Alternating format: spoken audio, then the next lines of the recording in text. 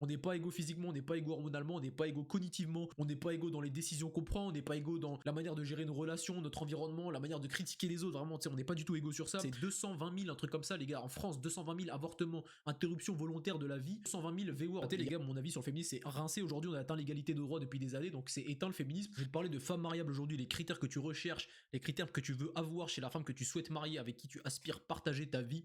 Et je vais commencer tout de suite avec le critère, l'un des critères les plus importants. J'ai gardé le meilleur pour la fin, les gars, celui pour lequel très peu d'hommes vont pouvoir avoir accès, j'ai envie de te dire, et celui pour lequel très peu d'hommes vont pouvoir se permettre de demander ce critère, le critère le plus important. Bref, le premier, les gars, bonne relation avec son père. Tu recherches une femme qui respecte son daron. Pourquoi? Parce qu'en fait, une meuf qui respecte son daron, c'est une meuf qui est pas en train de détester les hommes, c'est pas une misandre. Après, le problème, les gars, c'est qu'il y a beaucoup de femmes, elles ont pas un daron respectable. Il y a une meuf dans mon Discord, son daron il l'autorise à être sur OnlyFans, tu vois. Donc forcément, mauvaise figure paternelle, mauvaise femme, mauvaise fille, mauvaise fréquentation, mauvaise activité, se dénude sur internet, t'es dans la D. Donc relation avec son daron, c'est important parce que si elle est en bon terme avec son daron, généralement, je dis bien généralement parce qu'il y a des exceptions, c'est que le daron a fait le travail. Le daron est un bon exemple pour la fille et elle se dit, mon daron est un bon exemple, je souhaite avoir au minimum mon daron en tant que mari. Tu vois ce que je veux dire? Son daron incarne telle valeur, son daron incarne tel comportement, il se comporte comme un homme, il a une bonne stature, il a bien tenu son rôle à la maison. La fille se dit, le standard minime, moi pour mon mari, c'est mon daron. C'est pour ça qu'une meuf qui a une bonne relation avec son père, généralement, c'est qu'elle le respecte. Si elle le respecte, c'est qu'elle a des raisons de le respecter. Et généralement, tu remarqueras les meufs qui détestent leur daron, les meufs qui sont émancipées du père, c'est soit un daron qui était absent, donc il avait pas le temps de s'occuper d'elle. Et généralement, les gars, les féministes qui sont en mauvais terme avec leur daron, c'est celles qui partent en piercing, coloration, des trucs dans tous les sens, qui sont en mauvais terme avec leur daron, c'est parce qu'elles avaient un daron pas respectable, elles devaient être misandres et commencent à détester les hommes. Et là, ça devient, c'est l'enfer, c'est infernal. Tu veux pas marier une meuf qui est en mauvais terme avec son daron, qui déteste tous les hommes, parce que son daron a montré un mauvais exemple, elle va répercuter et retranscrire toute sa haine des hommes envers toi, et toute ta vie, gros, tu vas te continuer une femme qui déteste les hommes passivement. C'est-à-dire que toi, t'as rien fait pour mériter ça, t'essaies de la mettre bien, elle t'aime pas sans raison. Donc tu te doutes bien, mon frérot, que une femme qui respecte son père, une femme qui a un bon terme avec son père, c'est forcément une meilleure femme à marier qu'une femme qui respecte pas son daron. Y a que des plus. Et toi, en tant qu'homme qui aspire à devenir père, sois un père exemplaire pour que ta fille, imagine que t'es un père exemplaire, tu vois, toi t'es un père, t'as rien à te reprocher, tu remplis ton rôle d'homme, t'es un bonhomme à la maison, tu ramènes de l'argent, tu ramènes de la présence, tu ramènes de la sécurité, tu ramènes des décisions stables et rationnelles, forcément ta fille, elle se dira minimum mon daron. Je vais me marier plus tard, minimum mon daron. Donc si tu veux que ta fille soit une fille respectable, soit un daron respectable, soit un daron exemplaire, et ta fille aura pour critère minimal le tien, le critère minimal, la stature minimale, toi. Donc si t'es un très bon homme, un putain de bonhomme, je vais pas dire de gros mots, mais un putain de bonhomme, ta fille voudra un putain de bonhomme. Donc respecte ce critère et tu n'auras plus peur, tu n'auras plus à craindre de faire une fille et de te dire, ah j'ai trop peur pour ma fille à l'adolescence, j'ai peur qu'elle parte en steak, j'ai peur de mal faire les choses. Sois un bonhomme et tu feras pas mal les choses. T'as juste à faire un bonhomme, après c'est Dieu qui décide. Si ta fille est part en steak, gros t'auras fait le maximum, tu vois. Donc premier critère, bonne relation avec ton daron, avec son daron. Deuxième, faut que ta meuf elle soit anti-sortie, anti-alcool, anti-concert, j'ai besoin d'être validé en permanence en mettant des tenues de soirée pour que les hommes me regardent, pour que on voit que je suis la plus belle, que c'est moi la star de la soirée, c'est moi la star du machin. En fait, ces meufs-là, les gars, elles sont instables. Toute leur année, leur emploi du temps repose sur leur prochain concert, leur prochaine date. Ouais, en décembre, j'ai un concert, machin, j'ai un festival. Ouais, à ce moment-là, je pars 15 jours en vacances. En fait, elle a besoin que sa vie soit en permanence animée par des voyages, des concerts, de la dopamine instantanée. Déjà, généralement, les gars, après ces voyages, après ces concerts, il y a un crash de dopamine, elles sont tristes, elles sont instables. Généralement, les gars, ces filles, ces meufs qui ne sont pas introverties, elles sont extraverties.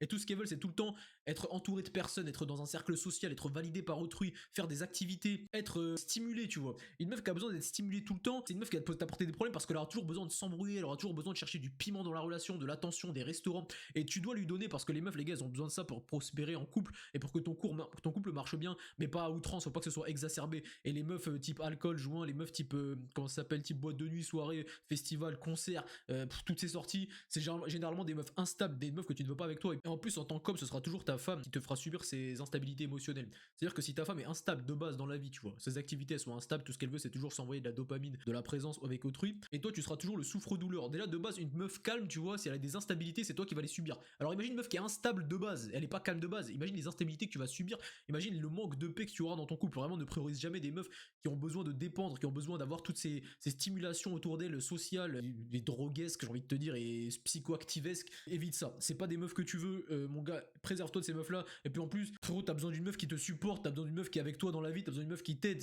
Enfin, je veux dire, la meuf normalement c'est un support dans la vie. Si tout ce qu'elle fait c'est aller en boîte, sortir, et après elle planifie toujours ses soirées loin de toi, en vrai c'est bien, t'auras du temps pour te développer, t'auras du temps pour toi. Mais je veux dire, c'est pas une meuf qui est derrière toi qui veut ton bien, qui veut ton support, tu vois. Si elle a pas mieux à faire que payer et dépenser de l'oseille, parce qu'en plus l'argent qu'elle gagne, si c'est ton oseille et qu'elle dépense ça dans ses concerts, enfin bref, aucun intérêt les gars, ne mariez pas, ne sortez pas avec des filles, des meufs de soirée, des meufs de boîte de nuit, des meufs de concert. À la limite, elle écoute des symphonies, des trucs de fou, pourquoi pas, mais je veux dire quand elle va au concert cancer de caris, frérot, lâche ça, c'est pas pour toi, c'est ni pour toi ni pour moi, et c'est pas pour les hommes qui se respectent, lâche ça. Troisième conseil les gars, et vraiment pas des moindres, le féminisme c'est bien, oui, l'égalité homme-femme c'est très bien, le problème c'est que l'égalité homme-femme c'est que en droit, tu vois. On n'est pas égaux physiquement, on n'est pas égaux hormonalement, on n'est pas égaux cognitivement, on n'est pas égaux dans les décisions qu'on prend, on n'est pas égaux dans la manière de gérer nos relations, notre environnement, la manière de critiquer les autres, vraiment, tu sais, on n'est pas du tout égaux sur ça. Donc le féminisme c'est bien, mais que sur les droits, tu vois. Le reste, on n'est pas égaux, arrêtez de dire qu'on est égaux, on n'est pas du tout égaux. Donc ta femme, faut pas qu'elle soit féministe à outrance, tu vois. En fait, il faut que tu puisses avoir des discussions saines avec elle sur des faits et des sujets de société sans que ça parte en steak à chaque fois, parce que moi j'avais l'habitude, les gars, de parler avec ma meuf. J'essayais d'être nuancé, d'être clair avec elle sur les sujets type avortement, type V-word, lui dire que c'est vrai, il y a des V-words qui existent, c'est triste, c'est la vie, c'est comme ça, mais le danger, on le connaît, on sait où est le danger, tu vois. On sait qu'en boîte, tu peux te faire droguer, ne va pas en boîte. C'est pas de la faute de la femme qui va en boîte. Et je dis que tu peux diminuer le risque, sois nuancé. Certes, c'est la faute de l'homme, on ne doit pas débanaliser, dépénaliser l'homme, mais la femme a des décisions, des choix qui impliquent ensuite les crimes qu'elle va subir. Certes, c'est de la faute de l'homme, certes, ce sera toujours de la faute de l'homme, mais si tu veux te prémunir de toutes ces conneries, ma Rust, ne va pas en boîte, ne bois pas de conneries en soirée, parce qu'on va te mettre des produits ou de l'alcool. Juste l'alcool, déjà, ça altère ta conscience, t'es pas conscient de ce que tu fais. Tu te retrouves le lendemain avec un enfant ou une pilule du lendemain à prendre, ou un mec qui t'a bouillaf, tu sais même pas ce qui s'est passé. Donc, le féminisme, c'est bien si tu veux. Bon, moi, je trouve que c'est éclaté, les gars. Mon avis sur le féminisme, c'est rincé. Aujourd'hui, on a atteint l'égalité de droit depuis des années, donc c'est éteint le féminisme. Mais tout ça pour te dire, si tu ne peux pas avoir de discussion sur les sujets type avortement, type V-word, type sortie, type sécurité, la meuf, elle est complètement obsédée tout le temps dans sa tête, c'est de la faute des hommes, c'est de la faute des hommes. Elle veut jamais se remettre en question, elle veut pas admettre qu'elle peut réduire les risques de V-word, elle peut réduire les risques d'agression en prenant des bonnes décisions, en ne fréquentant pas des lieux mauvais, en ne consommant pas des substances mauvaises. Ça sert à rien de parler avec elle. Moi, j'avais une meuf, elle m'avait l'air intelligente, enfin, elle était intelligente en vrai, tu vois. Entre guillemets, bref, qu'est-ce que l'intelligence, j'ai envie de te dire, mais je pouvais pas me mettre d'accord avec elle sur ces sujets, c'est insupportable. C'est pareil pour les avortements, les gars. Oui, certes, les meufs qui se font V-word, elles peuvent avoir le droit d'avorter, et bien, moi, dans ma religion, c'est interdit, mais je comprends qu'une meuf qui n'a pas consenti à un rapport, tombe enceinte, elle veut avorter, c'est totalement normal. Mais je veux dire, quand les avortements, c'est 220 000, un truc comme ça, les gars, en France, 220 000 avortements, interruption volontaire de la vie, 220 000, tu vas pas me dire que c'est 220 000 V-word. Il y a c'est peut-être 99,9% d'irresponsabilité des gens qui ne se sont pas protégés, des gens qui ont fait n'importe quoi avec leur corps, des gens qui se sont donnés, qui ont procréé sans le vouloir. C'est l'immense majorité des avortements. Donc si ta femme, elle est pas capable d'accepter ça, tu vois, elle est pas capable de dire, t'as raison, l'avortement, ça peut être un droit pour les personnes qui n'ont pas subi, qui n'ont pas consenti à un rapport. Par contre, j'avoue qu'il est abusé ce droit. Les gens en abusent. L'irresponsabilité, l'avortement à bon dos, l'avortement, c'est pas une contraception, tu vois. Il faut que ta meuf, elle admette ça. Si elle est pas capable d'admettre des choses aussi simples sur des sujets féministiques, j'ai envie de te dire, c'est pas une meuf pour toi, elle va toujours chercher la... En fait, si elle est pas capable d'admettre un truc aussi simple que ce que je viens de citer, tu vois, sur la sécurité, sur le V-word ou sur l'avortement, si elle peut pas admettre ces choses simples, est-ce que tu penses qu'elle pourra admettre des choses encore plus simples quand vous allez débattre dans la vie, quand vous allez vous embrouiller pour des broutilles, vous allez vous chamailler pour des choses stupides? Est-ce que tu penses qu'elle va admettre ses torts? Elle peut pas admettre un truc aussi simple qui est écrit noir sur blanc, un truc vraiment simple qui va de sens, qui est plein de sens. Tu penses qu'elle va admettre vos embrouilles, vos broutilles, vos chamailleries? Non, elle va jamais admettre, frérot. Elle va toujours essayer d'avoir raison, même pour les trucs les plus subtils et futiles, tu vois. Donc vraiment, tu vas perdre ton temps à débattre avec des femmes comme ça des années. Donc les gars, si elle est féministe à outrance, elle peut même pas admettre des faits aussi simples, c'est pas une meuf pour vous. Très mauvais critère, lâchez-la. Quatrième, un truc très chiant que moi j'ai vécu, le manque de confiance en elle, en manque de confiance en soi. Si je suis avec toi et je suis loyal avec toi, c'est que tu me plais, c'est que t'as des trucs pour moi, t'as des qualités indéniables. Arrête d'être jalouse, arrête de toujours croire que je vais te tromper, arrête de toujours manquer de confiance en toi, arrête de toujours vouloir que je te valide, que je te dise que tu es belle.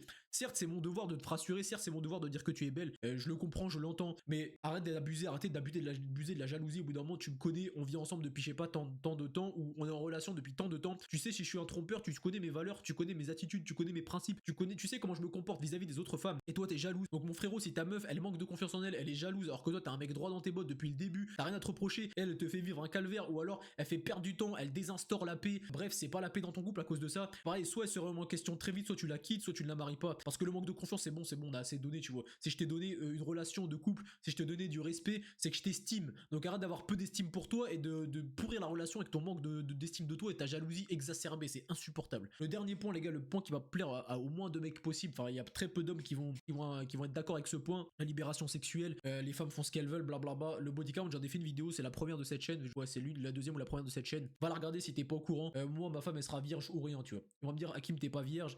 J'ai déjà expliqué que l'ocytocine, que la virginité, que le body count, ce n'est pas pareil pour l'homme et la femme. T'iras voir la vidéo juste avant si ça t'intéresse. J'ai aussi une autre chaîne secondaire, les gars, pour ceux qui sont restés jusqu'ici. J'ai 2 chaînes. Il y en a une qui est ban, les gars, j'ai dit trop de bêtises, j'ai été ban. J'ai 2 chaînes. Si tu veux rien rater de mes contenus, abonne-toi à celle-ci, abonne-toi sur l'autre, comme ça t'es sûr de rien rater. Ici, ce sera sûrement des contenus un peu plus crus où je me permets de dire ce que je veux, tu vois. Je fais des réacts, des trucs de fou. L'autre, ce sera plus soft. Le but, c'est qu'elle ne se fasse pas ban à nouveau, qu'il n'y a pas d'autre avertissement. Donc abonne-toi sur les 2 chaînes, mon frérot, si tu ne veux pas rater mon actualité. Active les cloches, abonne-toi d'ailleurs si t'es resté jusque-là et laisse-moi un commentaire commentaire, ça me fera grave plaisir. Donc dernier point les gars, la virginité. Globalement, tu regardes ma vidéo sur le body count, tu comprends pourquoi tu veux une meuf vierge. Il y a trop de méfaits à marier une meuf qui a tourné avec beaucoup d'hommes, il y a trop de méfaits sur l'ocytocine, sur l'attachement, sur l'instabilité, sur les MST, sur le mélange de matériel génétique, c'est-à-dire qu'elle retient tout le matériel génétique de tous les hommes qu'elle a bouillave s'ils n'étaient pas protégés, tu vois, s'ils ont craché en elle, elle retient le matériel génétique, toi tu vas mélanger tes gènes avec d'autres hommes, vraiment il n'y a aucun intérêt.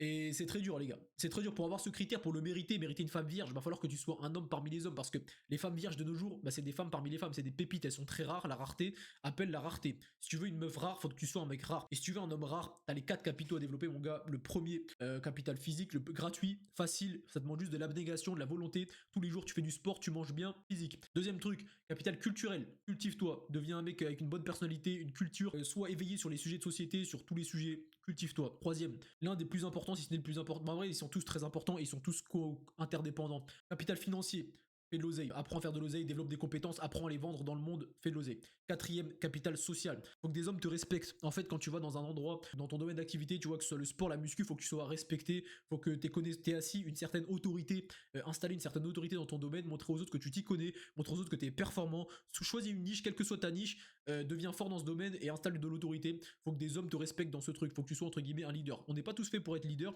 mais je veux dire quand tu es dans un groupe, faut que ton avis soit pertinent. On te demande ton avis, que ton avis soit pertinent quand on t'interroge et que tu as quelque chose à dire. La pertinence, faut pas que tu sois genre monsieur tout le monde, oui, tout le monde fait ce qu'il veut, moi j'ai pas d'avis sur ça, je suis neutre sur ça. Non frérot, et un avis sur tout. Si pour toi les drag queens qui défilent dans la rue, qui font n'importe quoi, qui se défilent tout nus devant les enfants, ton avis est neutre et tu te dis j'en ai rien à foutre, ils font tout ce qu'ils veulent, chacun est libre, bah non mon frérot, t'es pas une personne trustable. C'est-à-dire quand t'as des principes et des valeurs, tu veux pas que des enfants voient des adultes nus, tu vois, c'est du bon sens. Donc arrêtez d'être neutre, ayez des avis prononcés en fonction de vos valeurs, ayez des principes et des valeurs et prononcez-les en fonction de ça. Donc les gars, je vous ai résumé 5 points que vous ne voulez surtout pas retrouver chez la femme que vous allez marier ou chez la femme avec qui vous vivez actuellement en relation ou ce que tu veux. C'est des points très importants, vraiment les gars, notez-les, prenez des notes, enregistrez bien cette vidéo les gars.